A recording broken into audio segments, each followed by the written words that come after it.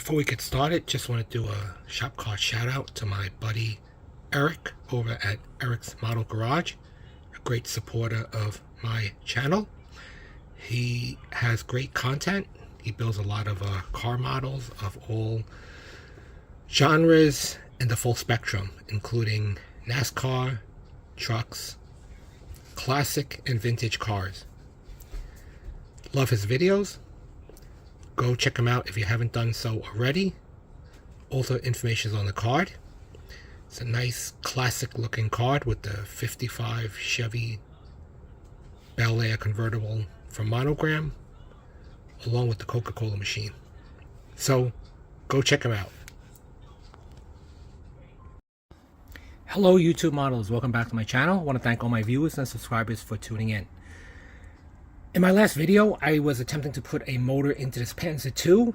It was a little too big because this front nose or final gear piece was a little too tall to fit into this tapered section. The motor that I usually like to use, the twin motor with a lot of torque, is too wide or too big. This one's narrow enough, but the front is too long. So here's the mini motor, multi-gearbox. This one's more square, but I think the motor is a slightly different casing, so it should be compact, and the front may be able to fit according to its dimensions. There was a fourth kit that might have possibly fit, but it was a little too long, and over here I really don't have the length. The other one was a little bit more narrow than this because the motor was mounted the other way, but it was a little bit longer, kind of like a tube of ladies lipstick, if that makes sense. But this one's more squat and square, the other one is more long, and then this one, the universal, didn't quite fit because the front piece is too big, and this one is way too big, only good for heavy tanks. So these two are out. The other one I didn't order, the one that looked like a tube of lipstick. This one, let me open it and see if it's a good fit or not. Okay, so upon opening this box, this is the contents. It is a clear casing, so you'll see all the gears inside. It does look more small and compact. The motor is definitely much smaller than the round cylindrical ones. This definitely is a mini motor, so it's nice and small.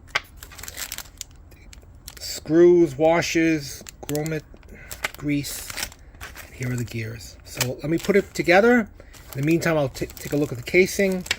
I might have to just trim a little off the corners, but I think we're in good shape. I'll be back when everything's assembled. Oh, forgot to show you the instruction sheet. Looks simple enough. Typical with the pinion gear, the casing, the usual stuff.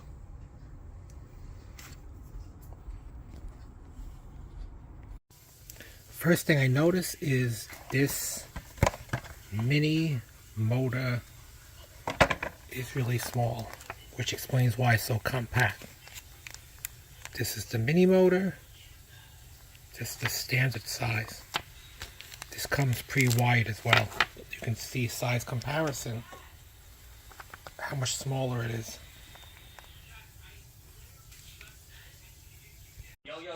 Alright, so the installation was successful. Put the compact mini motor in. Works fine. Used the battery holder. Did some soldering. And I taped over the soldering because I didn't want exposed wiring with some electrical tape. This is in the closed position because I put a external switch so I don't have to remove the turret. So everything fits nice and compact. You do have to do a little bit of shaving and cutting to ensure the upper hull fits nicely and flush. So now I'm going to pause it and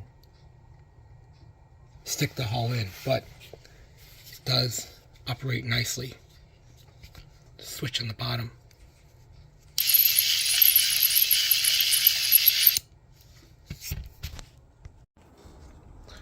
Alright, so here's the switch on the bottom. Turn it on. And we'll see it go.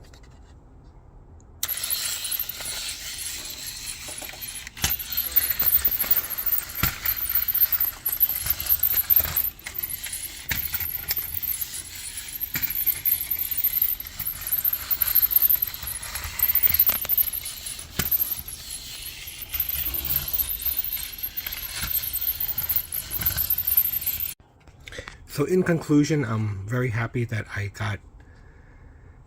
was able to motorize this using the mini motor. So the mini motor is a great idea because the motor casing is actually small, but I did have to shave and cut a lot of the gearbox casing to make it fit. The axle was originally a little higher and the tracks rubbed against the front fender, so I had to shave it and drop the motor lower. So the axle is, I think, the correct spot, but still rubs just a little bit on the top here, but there's nothing more I can do because I dropped the motor as close as I can without the gear teeth hitting the bottom hull. So that's pretty much it. So I think it rubs just a little bit, so it does interfere a little bit, but I mean, it runs fine. I'm just glad that I was able to get it going, and the switch on the bottom is a lot more convenient. So that's it, guys. My next motor retrofit, I'm going to see if I can do a remote control with the transmitter and receiver in it, so I can make it turn remotely. Okay, that's it.